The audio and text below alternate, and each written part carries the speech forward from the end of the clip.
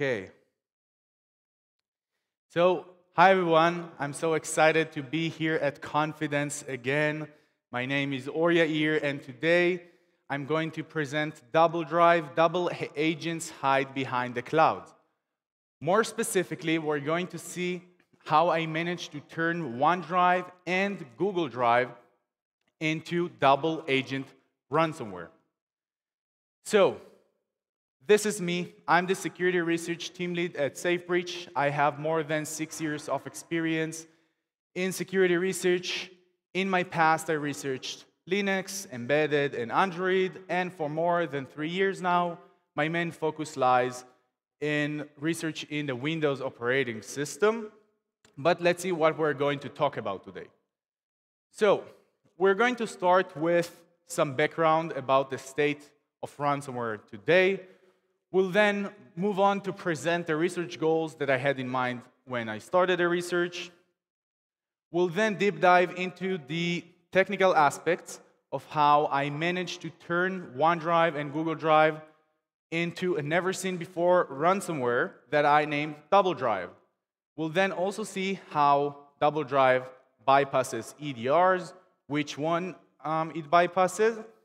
And finally, we'll also talk a little bit about how OneDrive and Google Drive compared in this scenario. Okay, so for those of you who are not familiar with the state of ransomware today, it is really getting worse. According to research made by Sophos, we can clearly see that that payments for ransomware groups in 2023 were much more expensive than 2022, and in the years 2022 and 2023, 66% of the asked organizations answered that they were actually attacked by ransomware. The White House has even declared ransomware to be a national security threat, and in the same month that this happened, a world record was broken for most ransomware attacks in 1 month. So I do want you to keep that in mind during the talk, but we're actually here to talk about technicalities. So let's get to it and present the research goals that I had in mind when I started the research. So starting the research, I wanted to create a fully undetectable by design ransomware. A ransomware that will have a fully true, legitimate flow for encrypting files. If I will find such a flow, then it will be much more realistic to bypass common ransomware detection methods. So what if I told you that there's a way to encrypt all of your sensitive files without actually encrypting a single file on your computer? What if I told you that I can encrypt files, local files from your computer while I'm not even running on your computer, and no executable from my end, no malicious executable needs to be present even on your computer? So in order to do such a thing, I needed to find myself a double agent program. This double agent program, on the one hand, will be considered legitimate for doing mass file operations on the computer, but on the other hand, I will also be able to influence its file operations while the traces won't lead back to me.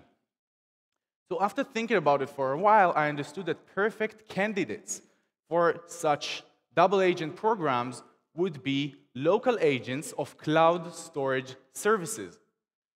That is because these agents usually create a local drive or a local directory which they continuously sync with the cloud storage, and on the other hand, we can influence its file operations, its local file operations on the computer if we change files on the cloud. So I chose to focus on two of these agents, Google Drive and OneDrive, and this is how I met them, so you're welcome to say hi. And talking a little bit about Google Drive. So Google Drive is the most popular cloud storage service in the world. Obviously, it has billions of users, and just like we need, it does mass file operations in Windows by definition, because it needs to continuously sync files from the cloud storage to the G drive on Windows. Now, OneDrive is considered to be Microsoft's recommended solution against ransomware. In addition, it is installed by default on every Windows version starting in 2013. And just like Google Drive, it does mass file operations by definition on Windows, so it's perfect. We can also see that Windows really uses it against ransomware, as we see that in the Windows settings, we have the section for ransomware data recovery, which is where OneDrive is used. And in order to protect your PC from ransomware, Microsoft recommends to store your important files in OneDrive. This way, you will also have built-in ransomware detection and recovery. Now, just to clarify what we're going to do here, so instead of getting initial access to a target victim computer and then, just like any other ransomware, start encrypting files and perform malicious operations, what we want to do after we got initial access to a computer is to somehow take control over the local agents of OneDrive or Google Drive and then have them all do all the dirty work for us. But I still had one problem, and that is that as far as I knew, these local agents were meant to synchronize only the G drive for Google Drive and the OneDrive sync folder for OneDrive, so files from the cloud storage to these locations. But I needed them to be able to modify files which are outside of these locations as well, just normal local directories. And I had no idea if this is possible, and if it's possible without me touching them, and also if it would be a legitimate action. So I had to check, of course. So checking Google Drive, I saw that Google Drive actually has a built-in feature for that. You can just add another directory for Google Drive to continuously sync to the cloud storage, even if it's not in the G drive, just a random local directory on your computer. And of course, I had to do that programmatically. So looking at OneDrive, I saw that, at Google Drive, I saw that it has a settings database located in the current user folder. So it's also writable with the permissions of the current user. And you can just add a row to this database to tell Google Drive that you want to synchronize another path on your computer. From then, it will be continuously synchronized. Looking at OneDrive, in order to perform the same action, Microsoft actually recommends to use symbolic links from the OneDrive sync directory towards the directory that you want to sync to the cloud storage. However, symbolic links require special permissions, which only administrators are given by default, and junctions do not require them, and they work relatively the same like a local directory symlink. So I just used junctions instead, which is also the most popular way that people recommend to do this online, so they are considered legitimate. So after we successfully synced local files to the cloud storage, files that we want to target for encryption, we basically created a scenario where Microsoft's and Google's servers are able to modify, create, and delete local files on the victim computer. But without noticing, this sketch becomes very similar to something else that we all know that is called a malware and a C2 server. But even though we identify the perfect candidates for double agent ransomware, we'll still need to actually recruit them, just like we can see here. But jokes aside, what does it really mean to recruit OneDrive and Google Drive to our side to be a ransomware? In order to do that, we need to get access to the OneDrive or Google Drive accounts that are currently logged in the victim computer. This way, we'll be able to change files on the cloud, and then the same changes will be made locally on the computer. So the first option that we have to do that after we got initial access to the computer is just to log out and log into a different OneDrive or Google Drive account that we control and we can later log into. But performing this right on the beginning of the attack, before we even encrypted a single file, would be a little bit noisy. So instead, what we can do is to somehow get access to the victim's account, which is already logged into in the victim computer. So we can do that by stealing its credentials or token. Credentials will probably not be saved as raw text on the computer, but the token is, of course, used by the local agents. So I went to check how I can steal their token. So looking at Google Drive, basically Google Drive saves the token for the currently logged in account in the current user's credential set. And in order to read the current user credential set, we have an API for that in Windows, which is called the cred read API. We can ask for a specific credentials, and they will be given back to us. However, I was very surprised by the fact that performing and calling this API while many different security controls or EDRs were installed did not raise any single detection or notification, so I could just steal Google Drive's token and use it for my attack. Looking at OneDrive, so we should really thank OneDrive for being extra informative for this attack scenario, as OneDrive just wrote its token into its logs. So basically, OneDrive's logs are called ODLs and are located in the current user directory, so they are also readable by the current user. They're not saved as raw text, but they can be parsed using a script that can be found on GitHub. And after successfully parsing the logs, I was able to see that its token is just written inside, and we can use it to send API requests in the name of the currently logged in account. We just need to prefix it with WLID 1.1 T equals. So what does this mean? What does it mean that we can so easily steal Google Drive's and OneDrive's token? Basically, it means that any unprivileged process on the computer that just needs the current user's permissions, which is practically any user, can just have full control over the currently logged in OneDrive and Google Drive account. And by now, we already have a few steps for the beginning of this never-seen-before DoubleDrive attack flow. So let's just recap what we did so far. So in the OneDrive scenario, after we get initial access to a victim computer, just like any other ransomware starts, we first create junctions in the OneDrive sync folder and point them towards directories which we want to encrypt. Then OneDrive syncs all these files to the cloud storage and continues to sync them.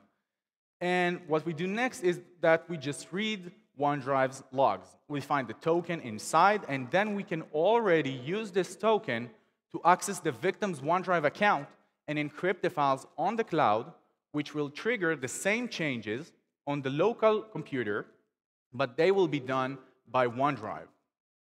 Looking at Google Drive, we have a very similar scenario. So again, we start with synchronizing other local folders on the computer. So we just add the row to the database of the settings of Google Drive. We make it synchronize our target directories. Google Drive uploads the files to the cloud storage. We then steal the token for the currently logged in Google Drive account, and we can already use it to encrypt files on the cloud, triggering the same changes on the local computer. But this was not enough for me, as I wanted my ransomware to not even run on the victim computer. So in order to do that, I had to exfiltrate the token. But no worries, because OneDrive and Google Drive are also excellent exfiltration tools. All that I needed to do is to upload the file containing the token to the victim's OneDrive or Google Drive account, which means that I'm not communicating with any C2 server, and I'm not even communicating with an account that belongs to the attacker, but I'm communicating with the victim's account, which cannot be considered an illegitimate action.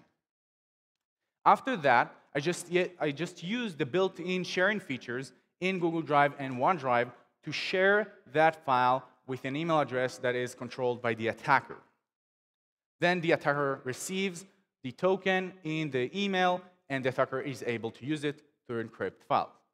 There was one small downside regarding the sharing feature in OneDrive, which is that I was able to share a file only with an email address that is linked to a Microsoft account, which makes the attack a little bit less stealthy as the attacker needs to have a Microsoft account too, but we'll get back to that later as well. So, by stealing the token and exfiltrating it through email, we managed to get access to the victim's currently logged in account. So that means that, as I mentioned, we can start encrypting files on the cloud, which will trigger the same changes on the local computer. And after that, we already have an almost complete, never seen before, cloud-based ransomware attack flow that does not run on the computer that it attacks while it encrypts files, and all is done by OneDrive and Google Drive. So let's take a look at the complete process again. We start with initial access, just like any other ransomware, and then we perform two very simple operations, which are first to synchronize local paths which we want to target for encryption, and then we steal the token for the currently logged in account. And by then, we're completely finished on the target computer. We don't need to perform any more complicated actions. All that we need to do is send a few API calls to upload this token to the victim's account, share it with the email of the attacker receives the token, and starts encrypting files. However, as part of this cloud-based ransomware attack flow, files are uploaded to the cloud storage services. And these cloud storage services do have file recovery features, which we need to deal with. So let's start with Google Drive. Google Drive does have a trash folder to recover files from, and the default option in the UI when you delete the file is to move the file to the trash. In addition, Google Drive keeps the 100 previous versions of each file that was uploaded to Google Drive, which is something that we need to get rid of course, because this way the victim can recover the previous version. However, Google Drive just has a built-in API for permanent deletion, which means that instead of making the file go through the trash, we can just call a simple API call to ask Google Drive to permanently delete the file and make it not go through the trash folder. And by deleting the file in this way, we just completely get rid of the previous versions. So the conclusion for an attacker in the case of Google Drive would be that after we finish to encrypt the files, we then also need to permanently delete them and then create them back again in the same locations encrypted, just so it won't seem like a wiper attack. And we perform the deletion stage again, of course, to get rid of the version history. When we look at OneDrive, so OneDrive has two primary file recovery features, which are, again, file versioning and the recycle bin. They're both advertised as some sort of anti-ransomware features for recovery, and the recycle bin is pretty much self-explanatory, but the version history feature saves the 500 previous versions of each file. There is no option for permanent deletion. There is no API for that. And previous versions are kept even if we delete files and then restore them from the recycle bin. So the conclusion for an attacker would be that after finishing to encrypt files, we need to delete them, then also empty the recycle bin so we completely get rid of the version history, and then again create the files in their same locations, encrypted, so it won't be a wiper attack. But in the case of OneDrive, I was not very optimistic in having success in emptying the recycle bin. That is because the recycle bin was advertised as a security recovery feature, and it doesn't make sense that an attacker that had the access to delete files in the first place will also have the access to just empty the recycle bin as well, because this is meant for recovery against attacks. But I checked anyways.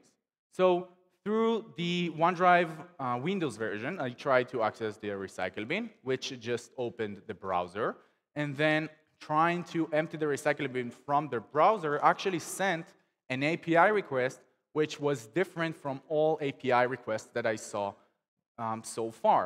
They really tried to differentiate the API for emptying the recyclable bin from all the other APIs.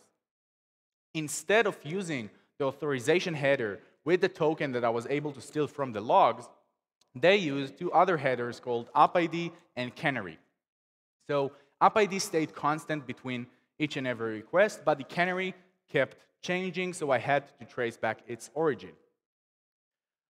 Looking at the HTML page of the recycle bin, I found that the canary is given in the HTML page, and it is given in this page only if the page is accessed with a cookie that is called WLSSC, which unfortunately I did not have, as all I had was only the token that I stole from the logs.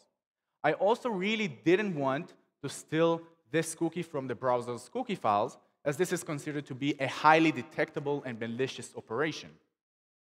But then I realized that OneDrive has other interfaces too. It has mobile versions. And as far as I knew, mobile apps, native mobile apps, don't tend to use cookies. In addition, opening a web view or a browser to access the recycle bin natively on the app will be considered as a poor experience. So I went to the app and I saw that it can really natively empty the recycle bin, so that really increased my suspicions. So I checked them and I saw that once I hit delete all, the HTTP request that is sent actually does not use the canary, and instead it uses the same authorization header with the same token that I was able to steal from the logs on Windows. They were very similar to the HTTP request, but it was just sent to a different domain. So what does this actually mean? It means that as the same attackers that had the privilege and the access to to delete files in the first place, we can also just empty the recycle bin. So what's the point in the recycle bin being a recovery feature, a security recovery feature? After seeing that, I did some more digging in the Android app to see if I can find something that will make my attack stealthier. And then I also tried to share a file with an email address, a temporary email address that is not linked to any Microsoft account. And I saw that as opposed to how it was in Windows and on the browser, it just went successfully on the app and shared the file without any issues, which was very weird. But that made my attack stealthier, as the attacker doesn't need to have a Microsoft account. And this was the API request that I found that does it. So in addition to the ransomware attack flow that we all know by now, I was able to also add another extra step that makes recovery from the cloud storage services impossible. Then I also wanted to see if there are any features in these services that will maybe make my life harder if this attack is really performed. So I went through OneDrive settings, and I saw that there is an option to get an email notification to the victim when OneDrive detects that a lot of files are deleted at once. So of course, I wanted to turn off this setting, as I do delete a lot of files at once. But I was again not very optimistic, just like the recycle bin, because this is supposed to be a security feature. So it doesn't make sense that with the same access to delete files in the first place, I will be able to tell OneDrive to please not tell the victim about it. But apparently, this is possible. So by just clicking the setting and disabling it, I saw that I can just use the same token that I had already and send a patch HTTP request with a JSON structure and a field that says mass delete and change it to false. By changing it to false, the victim won't receive an email notification when a lot of files are being deleted at once, which really doesn't make sense, as I mentioned. But looking at the JSON structure that is sent as part of this HTTP request, I noticed another very interesting field that is actually called ransomware detection, which was set to true and was not present on any UI interface. So if you remember in the beginning of the talk, I mentioned that Microsoft claimed to have a built-in ransomware detection feature in OneDrive, which, full disclosure, I ran DoubleDrive against hundreds of files and multiple accounts, and I did not see any detection being raised. But of course, as an attacker that runs a ransomware, I still wanted to turn off a setting that is called ransomware detection to false. So again, just sending the same patch HTTP request, I was able to change this setting to false. So with the same access that I had in the beginning to encrypt files, I could just ask OneDrive to please don't detect that. But for Microsoft, I was actually told that this setting is in charge only for the email notification that is sent when a ransomware detection is triggered. But again, running DoubleDrive did not raise any detection at all, and it still really doesn't make sense that with the same access to encrypt files, I will be able to ask OneDrive to please don't email the victim about it. This is just like allowing any unprivileged process on the computer to ask the EDR to please don't raise any notifications. So speaking of EDRs, let's see how they performed against this attack. So none of the EDRs that we tested were able to detect DoubleDrive. Not Microsoft Defender for Endpoint, not Sentinel-1 XDR, not CrowdStrike Falcon, not Palo Alto Cortex XDR, and not CyberReason. More specifically, looking at the detection methods, at some of the detection methods that were bypassed, the first one is called decoy files detection. So basically, if you're not familiar with it, some EDRs create decoy files in highly targeted directories on the computer, and then they wait to see if there are any certain processes that try to modify or delete these decoy files. Then, if there are, then the EDRs consider them as malicious and they try to prevent their operations. However, when I tried to encrypt files using OneDrive or Google Drive to encrypt decoy files, then the encryption just went successfully. There was no issue, no detection was raised, because apparently EDRs just blindly trust OneDrive and Google Drive. While I tried to encrypt decoy files while other EDRs were installed, then I saw that I'm actually not exposed to them, because some other EDRs just trust OneDrive and Google Drive so much that they hide, they actively hide these decoy files from OneDrive and Google Drive, so they will not make any mistakes in accidentally encrypting them. So I just skipped them successfully. I didn't need to even guess which ones are the decoy files. Another detection method that is used by EDRs is looking for known ransomware file extensions, such as .wny or .encrypted.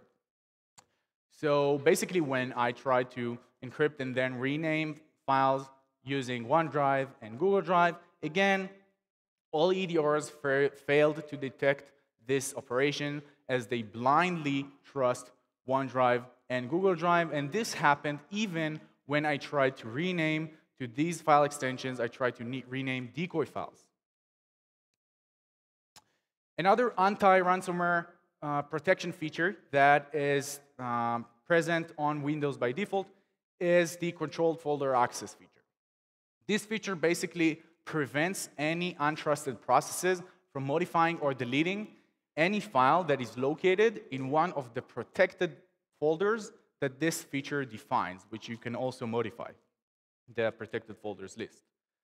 However, again, this feature trusts Google Drive and OneDrive by default, so this is completely irrelevant to stop Google Drive or OneDrive to bypass, to encrypt files from one of the protected folders.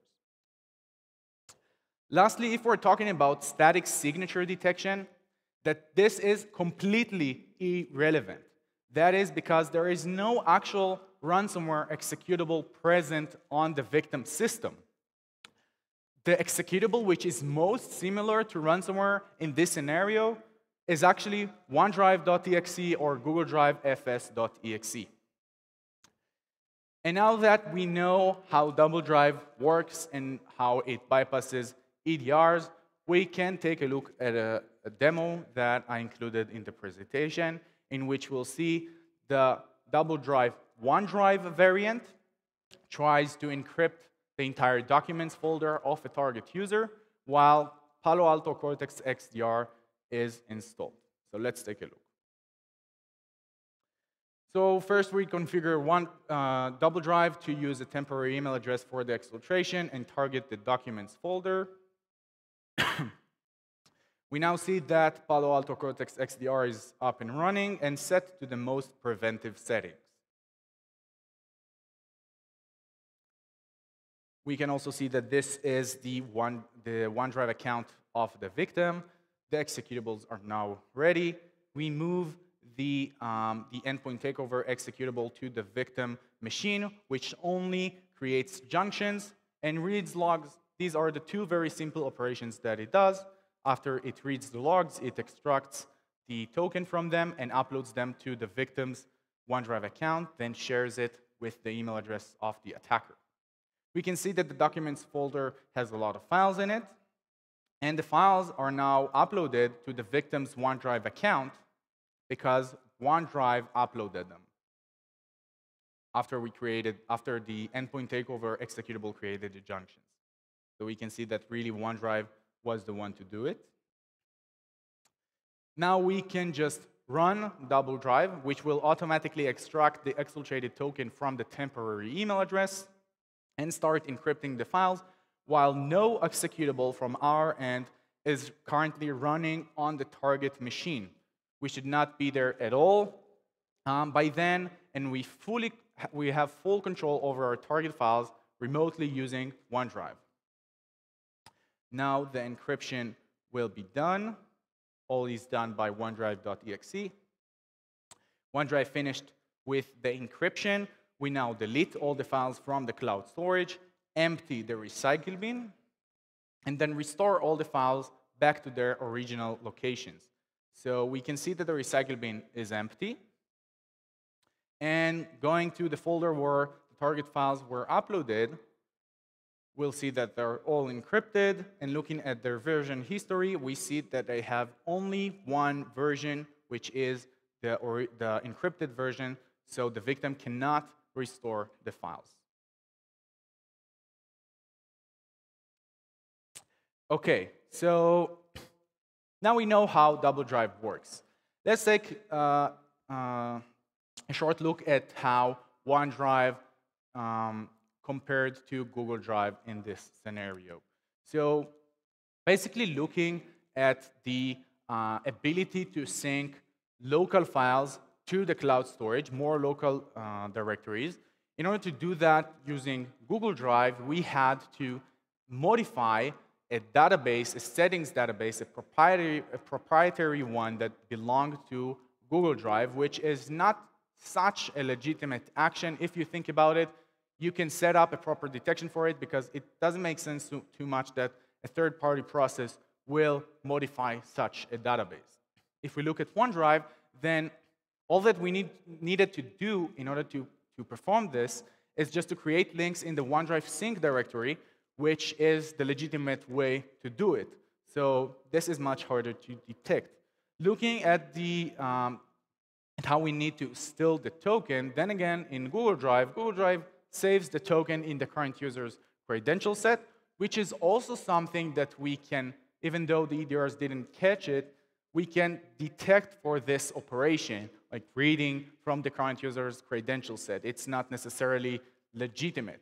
However, OneDrive just wrote its token into its logs, so reading logs is a completely legitimate operation, which is much harder to detect. By the way, Microsoft did fix it. We'll see it later. Looking at file recovery features and how we prevented them. So Google Drive just has the permanent deletion API and does not try to fight it at all. So we can just straight ahead permanently delete the entire version history. By But OneDrive does not have this API, and it does have a recycle bin, which it tries at least to differentiate access from the normal API. But as we saw in real life, it doesn't really matter, as we could just bypass this approach. And concluding this comparison, basically, in my view, the thing about Google Drive is that it does not really try to protect against such an attack. It just functions as a normal cloud storage service, but as opposed to it, OneDrive does try. Microsoft talk a lot about ransomware when they talk about OneDrive, and they try to implement an approach against ransomware. However, realistically, as we saw, it doesn't really help with this scenario. Now, I do have some vendor responses. So let's start with OneDrive, which I reported first. So 2 of the cases that I reported to Microsoft were assessed as an important elevation of privilege. I was not given a CVE, but I was acknowledged in MSRC's website. As I mentioned, they did fix the issue in the logs where they wrote the token.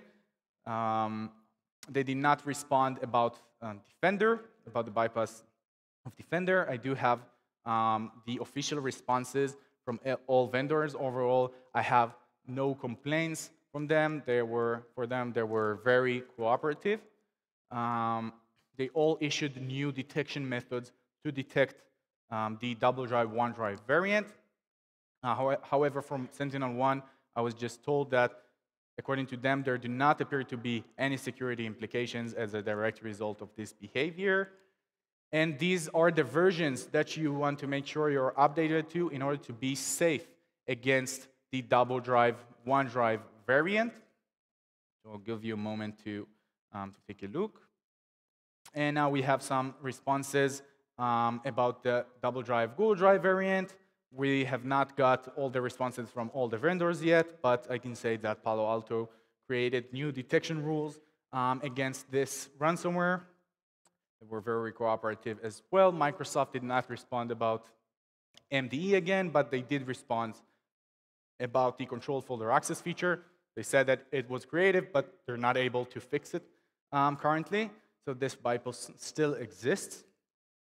From SentinelOne, again, I was told that according to them, there do not appear to be any security implications as a direct result of this behavior.